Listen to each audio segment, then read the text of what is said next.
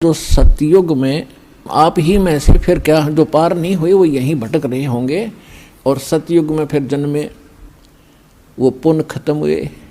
जितने पुण्य खत्म हो जाएंगे उसी प्रकार वातावरण बदलता जाएगा संसार का। सतयुग में क्या था, इतना मजबूत शरीर होता था, पृथ्वी के ऊपर फल लदपद रहते थे और बाग बगीचे बहुत गुणे, बनों के बन, केलों के बन, आमों के बन, यानी अंगूरों के बन ऐसे होते थे। और ये जो अन्न है, गेहूँ बाजरा ज्वार, जैसे सामक आपने देखा अपने आप उग जाता है, अपने आप परिपक्व हो जाता है, ऐसे खड़े रहा करते।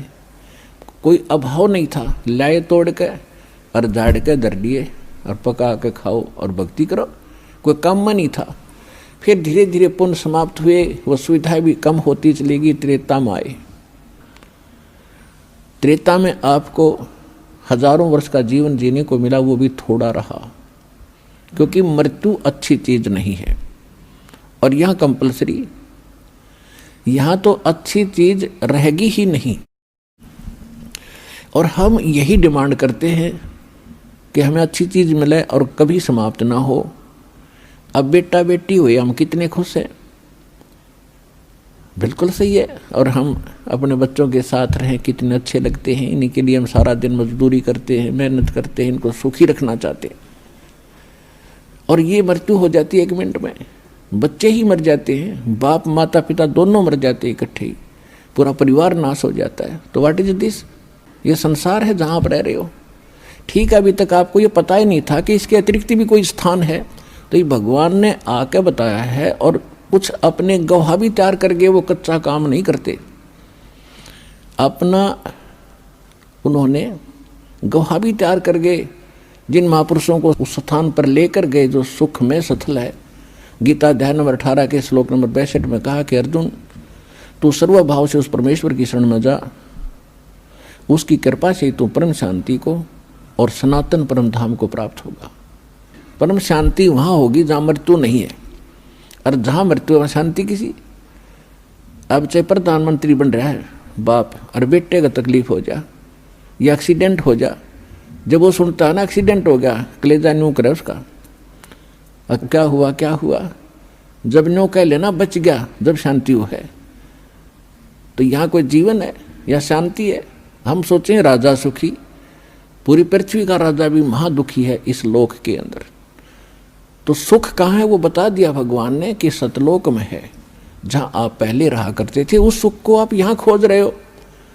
जो बूरा की मंडी में सुख था वो नमक की मंडी में नहीं हो सकता। उस कीट को, उस कीड़े को जो खांड की बोरी से उठकर और किसी ने उठाकर नमक की मंडी में डाल दिया, तो वह सारा कलर एक जैसा है। तो ये काल जो है ये भगवान जरूर कहलावा है, लेकिन ये भगवान नहीं है, ये सुखदाई नहीं है। तो उस सतलोक की और यहाँ की एक जैसी रचना है। ऐसे मनुष्य वहाँ है, ऐसी सृष्टि जो की तू है। आप पहले वहाँ रहा करते थे, चींटी से लेकर हाथी तक, जितने भी असंख्य प्राणी हैं यहाँ पर, वो इतना बड़ा लोक है। और आप एक परिवार की वहाँ इतनी स्थान है, ऐसे सदाबहार बाग आपके आंगन में लगे रहते हैं। बड़े बड़े महल हैं तेज पुंज के बने हुए, जैसे यहाँ मिट्टी है 5 तत्वों से बना सारा कुछ, पेड़ भी पौधे, वहाँ 1 तत्व से बने, नूर तत्व से। और उसको छोड़कर आप यहाँ आ गए, आप यहाँ खोज रहे हो सुख के, काम करूँ नहीं और सुख गणा हो, बैठे बैठे सारा कुछ मिल रहा है, ये तो वहाँ मिल जाएगा। तो इसकी नकल काल न करा कि स्वर्ग और महास्वर्ग। अब वहाँ आपको बैठों को जरूर मिलेगा स्वर्ग महास्वर्ग में, लेकिन पूंजी आपकी खत्म हो रही है। और वहाँ पूंजी बिल्कुल खत्म नहीं होती, क्योंकि आप अपने बाप के घर पर हो गए। बाप के घर पर कोई किराया थोड़ा देना पड़ता है, वो परम पिता है हमारा। तो यहाँ तो स्वर्ग में जो पूंजी खत्म हो जाएगी, आपको फिर पृथ्वी पर पटक देगा, झाड़ा ले करके आपको चूस कर आपके पुण्यों को खत्म करके यहाँ पटक देता है। और वहाँ कभी पुण्य खत्म होते ही नहीं। जो प्राणी वहाँ जाएगा वो पुण्यों से इतना परिपूर्ण पुण्य हो जाएगा इस भक्ति, सत भक्ति से, और फिर अपने भगवान के पिता के घर चले जाएंगे। फिर वहाँ समस्याएं समाप्त हो जाती है।